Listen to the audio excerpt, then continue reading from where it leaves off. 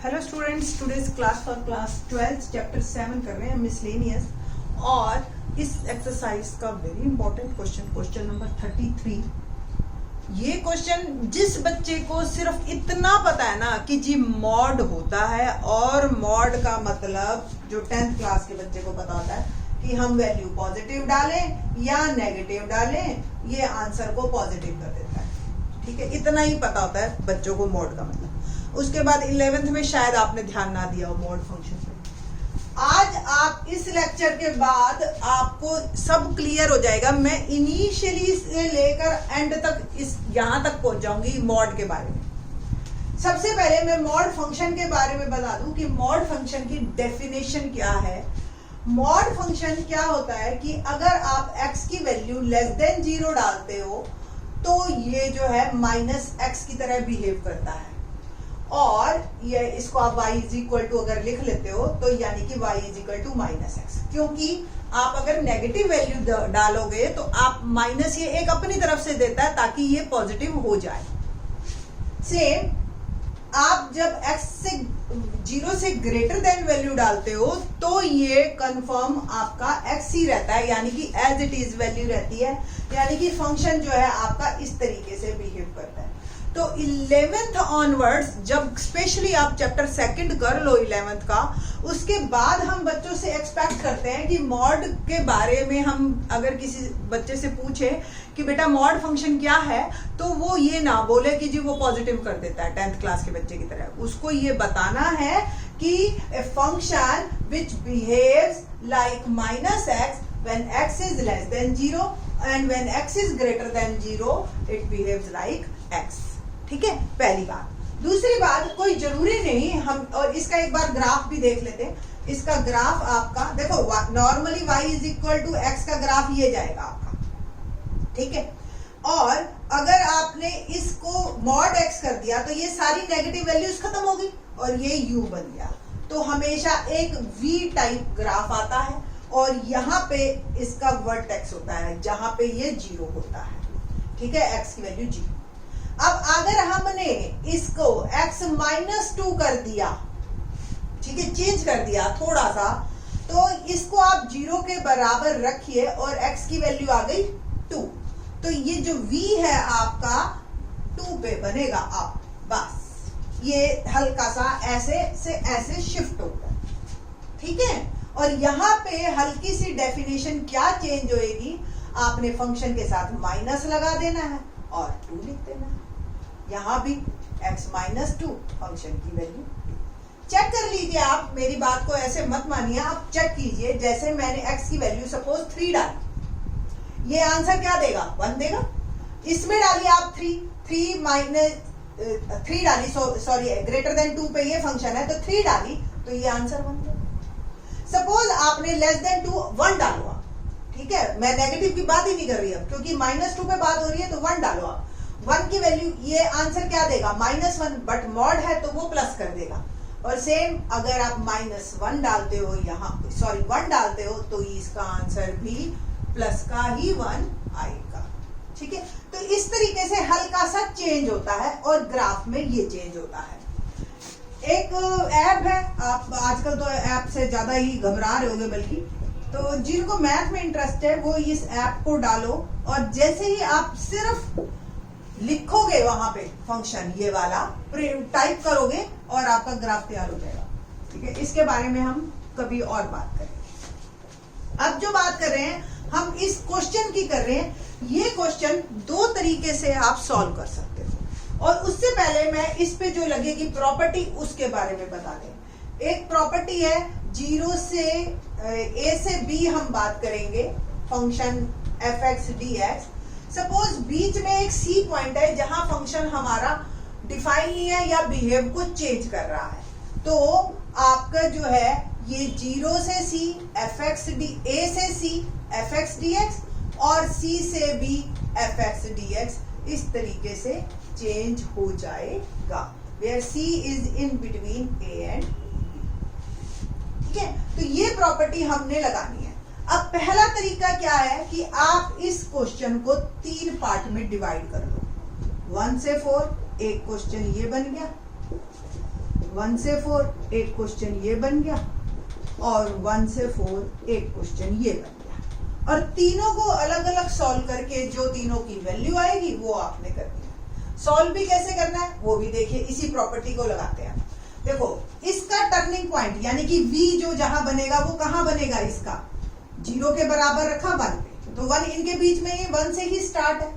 आपको ये क्लियर होना चाहिए कि मॉड x माइनस फंक्शन कैसे बिहेव करेगा, कि mod negative x is less than 1, x is greater than 1, ये पॉजिटिव की तरह बिहेव करेगा। ठीक है, सेम मॉड x माइनस 2, मैं सबके बारे में लिख रही हूं यहाँ पे, मॉड x माइनस 2 और ये x minus 2 when x is less than 2 और when x is greater than. Same mod x minus 3, बिल्कुल इसी पैटर्न पे चलना है हमने, minus x minus 3 when x is less than 3 और x minus 3 when x is greater than. ठीक है, अब ये तो बात हो गई। अब इसका आपको भी पता है ये 1 से 4 है, तो इसमें तो सीधा 1 से ग्रेटर है, ये वाला फंक्शन मेरा यूज हो जाएगा। ये मेरा क्वेश्चन बन गया सिंपल। अब तो ये नॉर्मल है, आप इसका इंटीग्रेशन कीजिए x square by 2 minus x और लिमिट डाल दीजिए 0 ये 1 से 4। ठीक है, ये क्वेश्चन मेरा यहाँ फिनिश। अब इस पोर्शन पे आइए, अब ये 2 पे इसका टर्निंग पॉइंट है और 2 इसके बीच में है, तो ये 2 पार्ट में डिवाइड हो जाएगा 1 से 2। फंक्शन ये नेगेटिव की तरह बिहेव करेगा क्योंकि 2 से लेस देन है ना, तो ये ऐसे चलेगा। ठीक है, और 2 से 4 ये पॉजिटिव की तरह चलेगा और बिल्कुल इसी तरह से 2 क्वेश्चन बन जाएंगे आपके, यानी कि एक क्वेश्चन के अब तक 3 हो चुके हैं। सेम इसका भी टर्निंग पॉइंट 3 पे आएगा और ये बनेगा 1 से 3, x माइनस 3 नेगेटिव बिहेव करेगा क्योंकि 3 से लेस देन है, और अगर 3 से ग्रेटर देन है तो ये पॉजिटिव की तरह बिहेव करेगा और 1 से। कुछ ऐसा तरीका हो, ये तो मतलब 1 के 5 क्वेश्चन हो गए। ठीक है, इजी है। ठीक है, जिस बच्चे को अगला मेथड ना समझ में आए वो इस मेथड से कर, बट इसमें कुछ नहीं है, लेंदी है। लेंदी क्वेश्चन में बस एक ही प्रॉब्लम होती है, अगर आप स्मार्टली वर्क नहीं कर रहे, आप वर्क कर रहे हो कोई दिक्कत नहीं है। जैसे मजदूर है, ठीक है ना, वो सारा दिन काम करता है, ठीक, बट पैसे तो कमाते हैं ना, तो सेम आपके इसमें गलती होने के चांसेस जो है ज्यादा बढ़ जाएंगे और करेक्शन भी फिर उसी हिसाब से होएगी, और मार्क्स अगर आपका रिजल्ट एंड आ जाता है सही तो मार्क्स आपको पूरे मिलेंगे, उसमें कोई दो राय नहीं है यहाँ पे।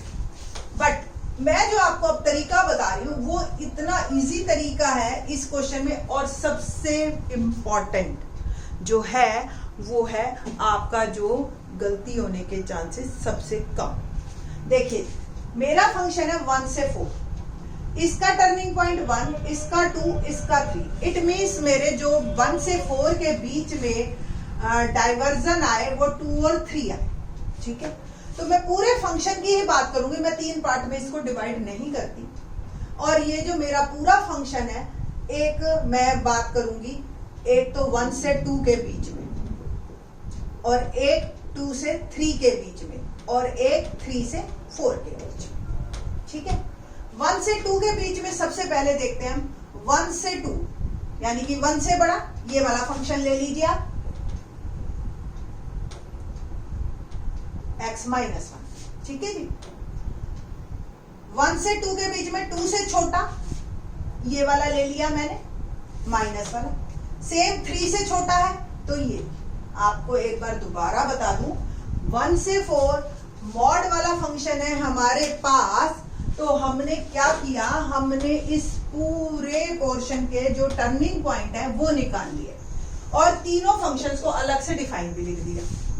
अब क्या कर रहे हैं हम, 1 से 2 एक बात करेंगे, 2 से 3 एक बात करेंगे, 3 से 4 एक बात करेंगे, अलग अलग। 1 से 2 के बीच में ये तो ग्रेटर देन ही है, 1 से बड़ा है, तो इसमें लेस देन का तो कोई क्वेश्चन ही नहीं राइज हो रहा। 1 से ग्रेटर देन x माइनस, 2 से कम है, 2 से तो लेस देन है ना, तो इसका नेगेटिव वाला लिया।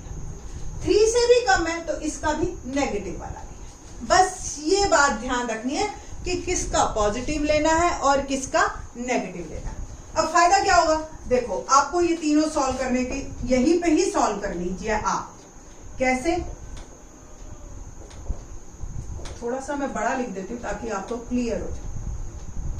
पहला function x minus 1 minus x minus 2 minus x minus, इसको मैं सॉल्व कर रही हूं। ओके, तो x से x कैंसिल हो गया और माइनस एक्स और 3 और 2 5, 5 में से 1 गया 4।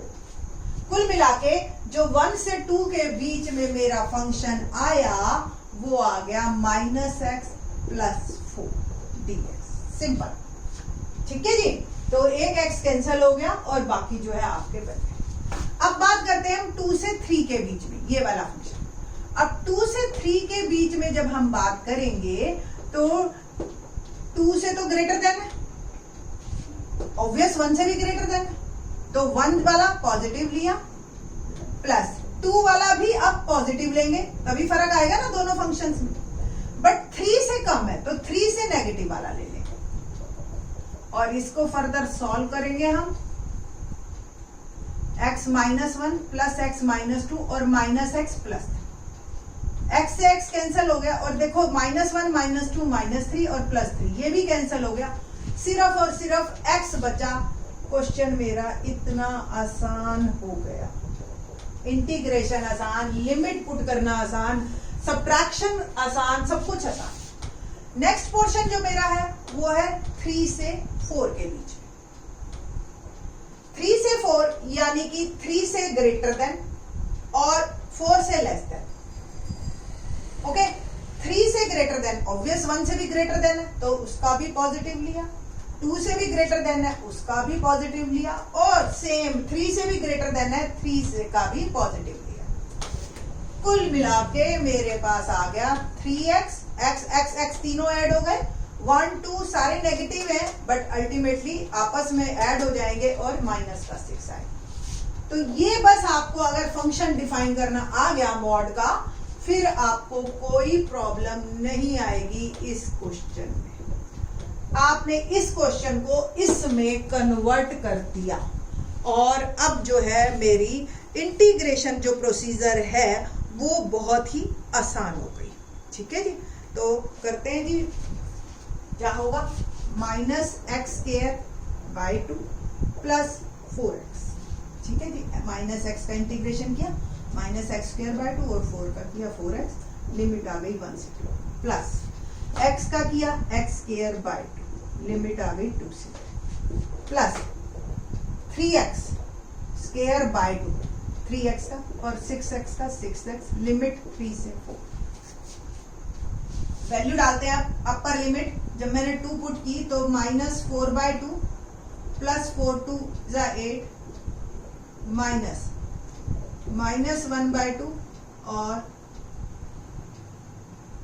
प्लस 4। देखो नेगेटिव बाहर रख रखा है मैंने, अपर लिमिट वैल्यू पुट की माइनस लोअर लिमिट ये वैल्यू प्लस 3 का स्क्वायर 9 बाई 2 माइनस 2 का स्क्वायर 4 बाई 2 प्लस इसकी वैल्यू पुट कीजिए आप 4 3 2 अपर लिमिट डाल रही हूं मैं, 4 4 जा 16 माइनस 6 4 जा 24 माइनस लोअर लिमिट तो 3 डाला मैंने यानी कि 9 और माइनस 6 3 जा 18।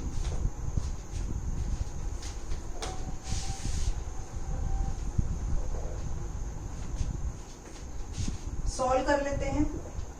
माइनस 2 8 में से 2 गया 6 माइनस 4 में से हाफ गया, वैसे तो पता होना चाहिए आपको, नहीं तो कोई बात नहीं, आप एलसीएम ले लीजिए इसका और ये आ गया 7 बाई 2 पॉजिटिव, बट बाहर माइनस पड़ा है तो माइनस 7 बाई 2 हो गया अल्टीमेटली पहले पोर्शन। प्लस सेकंड पोर्शन में 9 में से 4 गया 5 बाई 2 बच गया पॉजिटिव, प्लस इसको आप सॉल्व कीजिए 8 3 जा 24 माइनस 24, ये तो 0 ही हो गया मेरा, है ना। और इसमें आप देखिए तो 3 9 जा 27 by 2 minus 18 2 LCM 27 minus 36 minus 9 by 2 बचा, बट बाहर माइनस है तो अल्टीमेटली प्लस। इसको और थोड़ा सा सॉल्व कर लीजिए, 12 में से 7 गया 5 by 2 plus 5 by 2 plus 9 by 2 become 19 by 2 is my answer. ठीक है जी। तो कई बार मेरे को स्टूडेंट्स ने कहा कि मैडम आखिरी में आप जल्दी कर देते हो, तो मेरे हिसाब से ना 12th क्लास के स्टूडेंट्स को जो है वो कैलकुलेशन ये वाली प्लस माइनस मैं एक्सप्लेन करूं, मेरे को शर्म आ जाएगी। ठीक है, मेरे हिसाब से तो 12th तक के टीचर्स को यहाँ तक भी बता देना तो भी बहुत है। ठीक है, बाकी के question in the next lecture.